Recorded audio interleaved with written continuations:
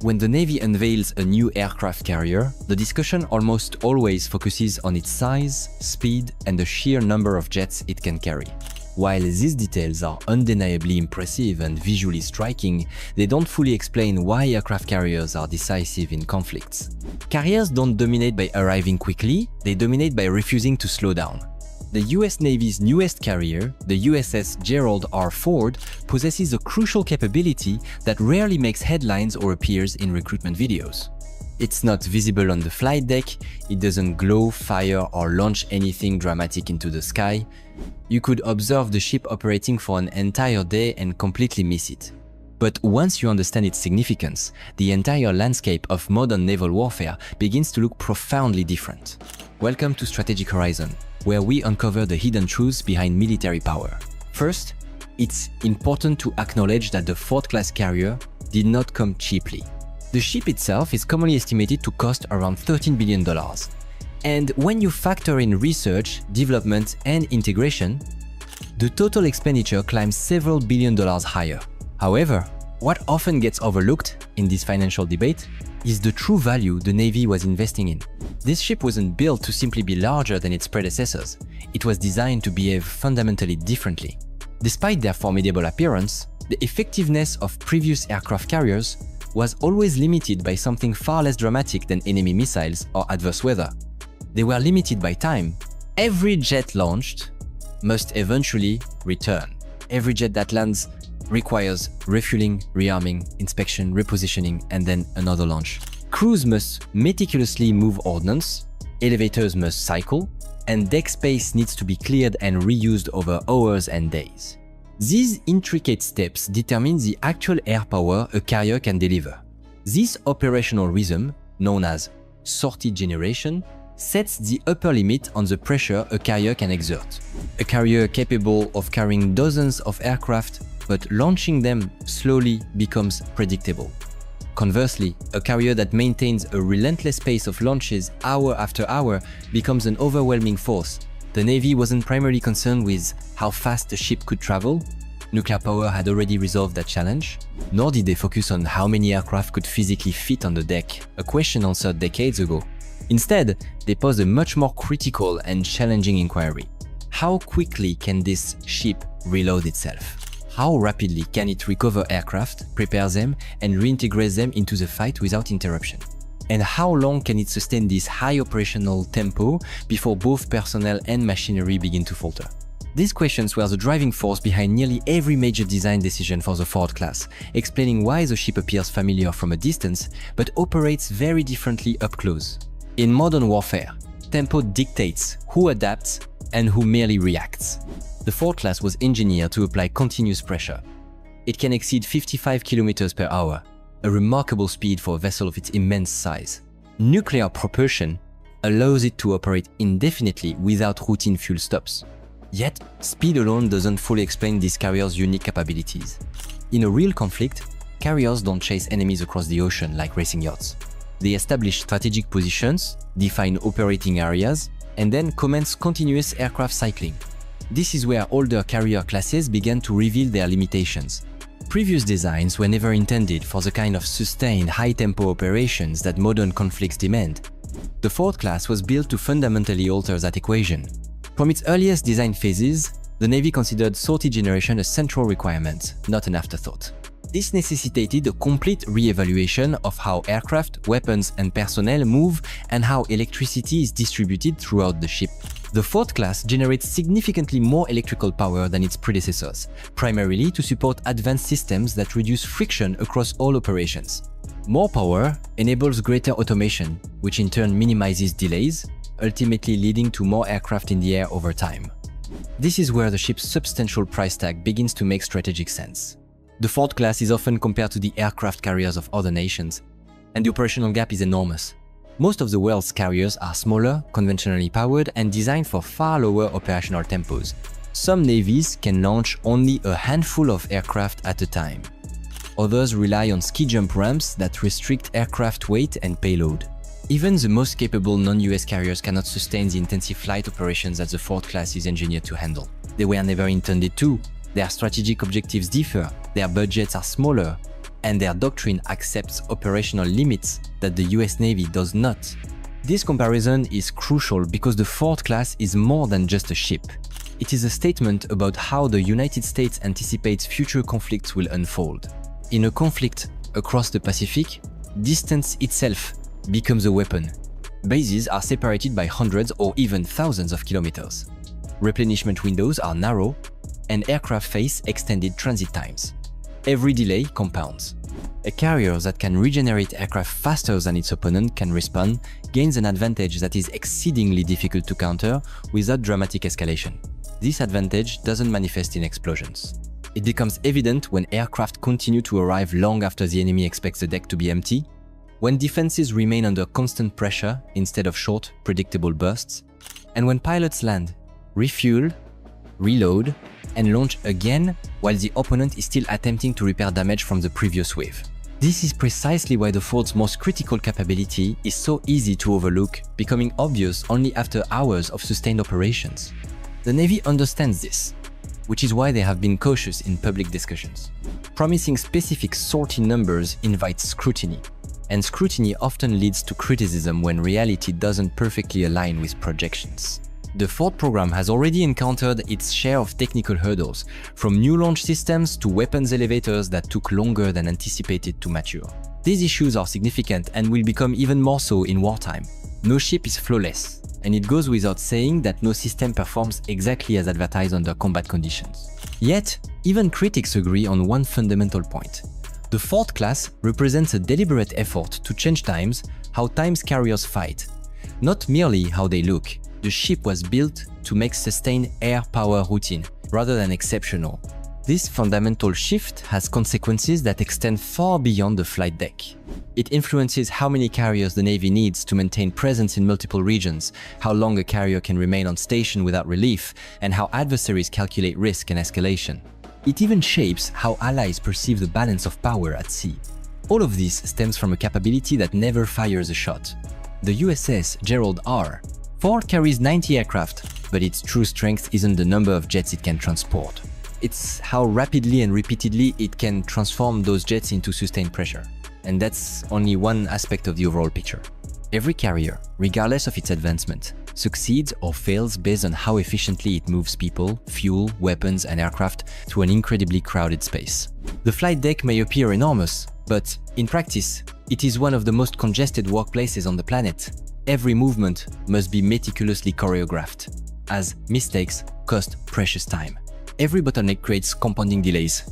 On older carriers, these bottlenecks were accepted as an unavoidable cost of doing business.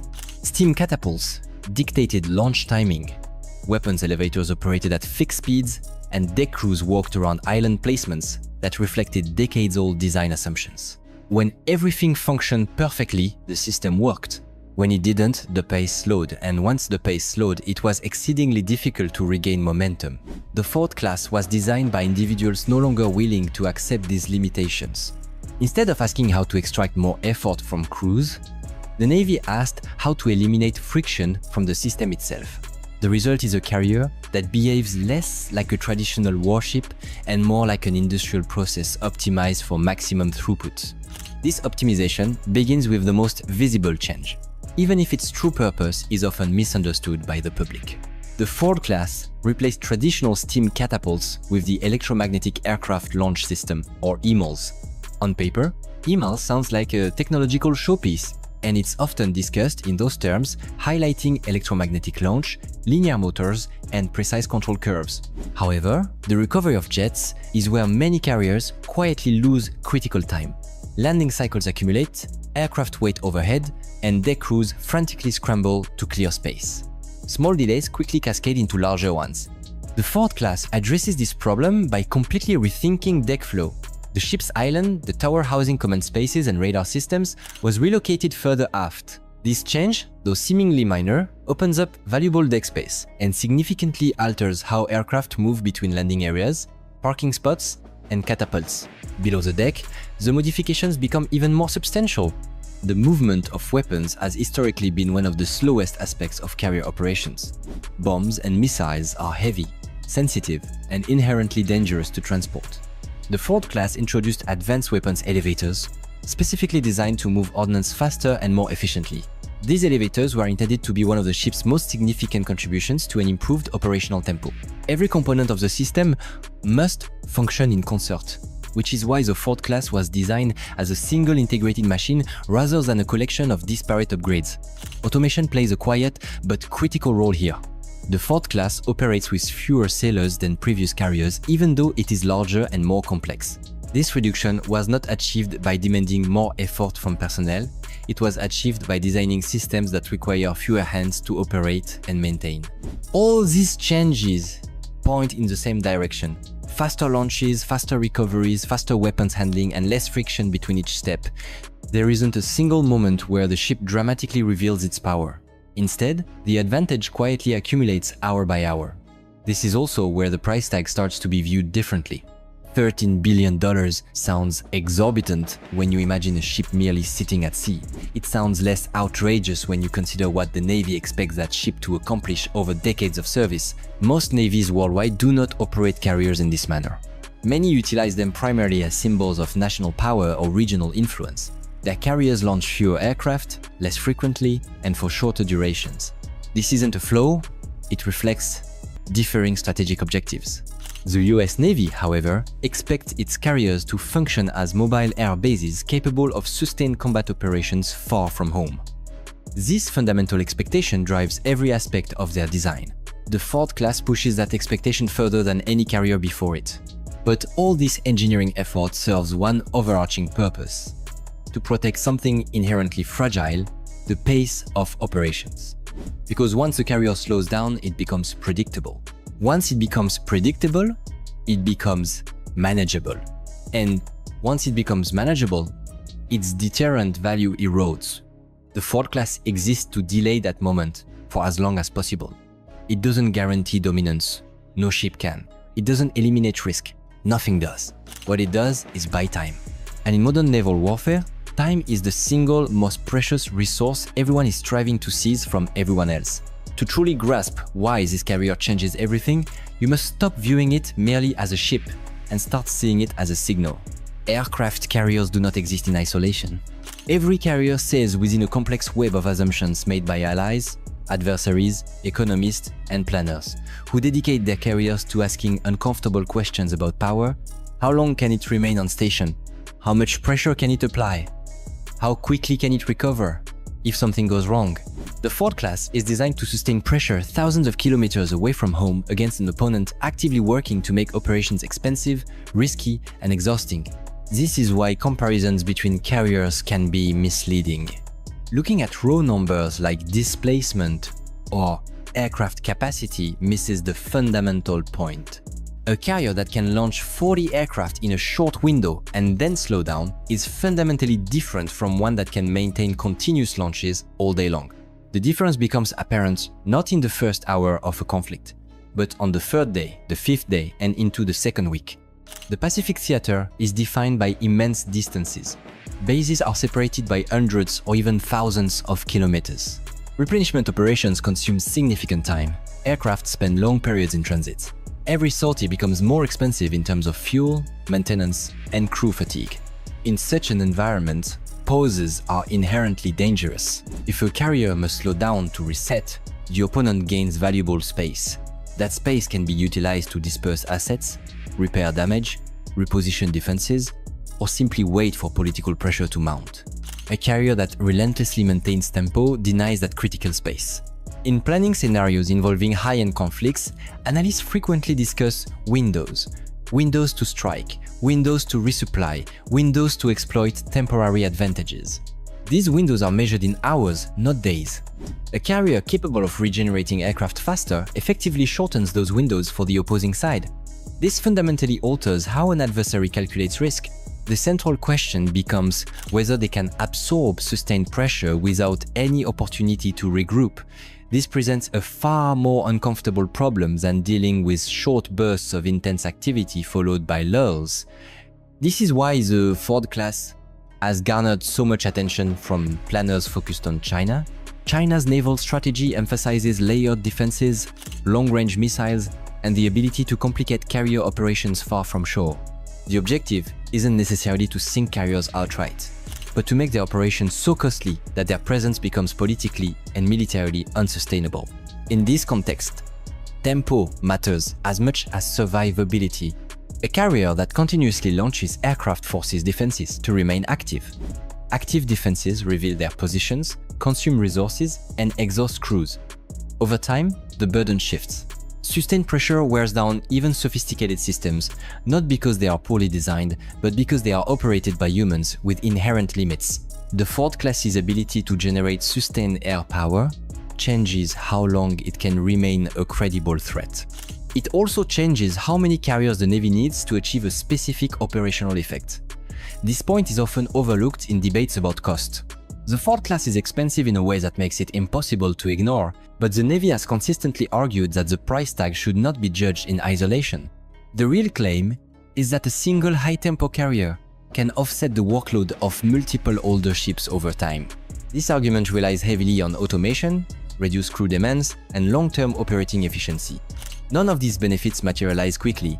They only emerge if the ship performs reliably for decades.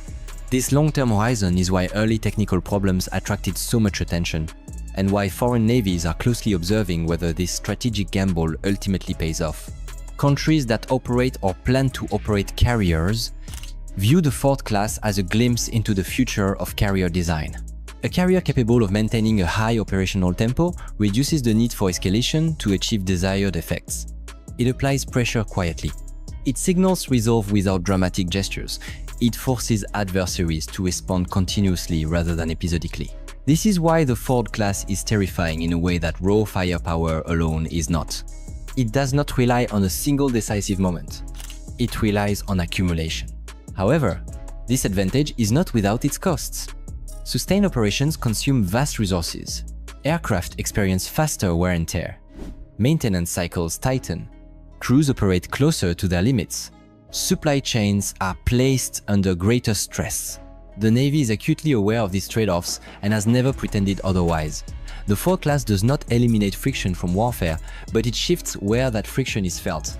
Instead of slowing the ship, the burden moves outward to logistics, to adversary defenses, and to political decision-making.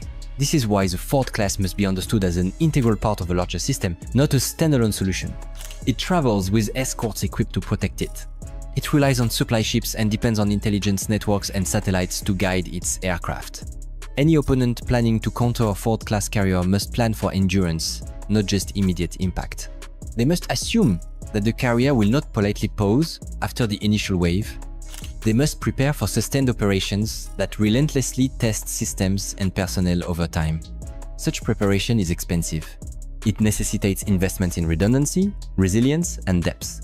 It forces difficult choices about where to concentrate resources. It compresses timelines for decision-making. The USS Gerald R. Ford was built to remain in motion. Its secret weapon is its sortie generation rate. For the Ford class, the Navy's target is 160 sorties per day during normal operations, with the capability to surge to 270 sorties in a 2-4-hour period during sustained flight operations. These numbers are not mere marketing taglines. They are fundamental design goals that shape the ship from its keel up. The faster you complete that cycle, the more pressure you apply. This is why sortie generation is often described as reload speed. In a Pacific conflict, this becomes decisive. It alters how air defenses must behave. Defenses designed to defeat short bursts of activity struggle under continuous pressure. Sensors remain active longer. Missiles are expended faster. Crews become fatigued. Mistakes inevitably creep in. A carrier that achieves more with less time reduces the strain on the rest of the fleet. Yes, the Ford class is expensive. Yes, its development was challenging. Yes, its early systems had problems that critics were right to question. But the Navy was not paying $13 billion for a prettier Nimitz-class carrier. They were paying to fundamentally change how carriers behave under stress. It also has its limits. Sortie generation does not render the carrier invulnerable. Enemy missiles still exist. Adverse weather still interferes, and even the best crews eventually tire. For the rest of the world's navies, the lesson is not that they should blindly copy the Ford class. Most cannot, and many shouldn't even attempt to. Nuclear propulsion, massive electrical capacity, and global logistics networks are uniquely American advantages. The most powerful weapon on a modern aircraft carrier is not what it fires, but how often it can fire and how long it can sustain that rate when everyone expects it to stop. That is the secret weapon. And it is already shaping how the next conflict will be planned, whether anyone wants to admit it or not. So let me ask you this. If you are building the next generation of carriers, would you prioritize spectacle or endurance? Would you chase flash or design for the long grind? Share your thoughts in the comments below, I read everyone.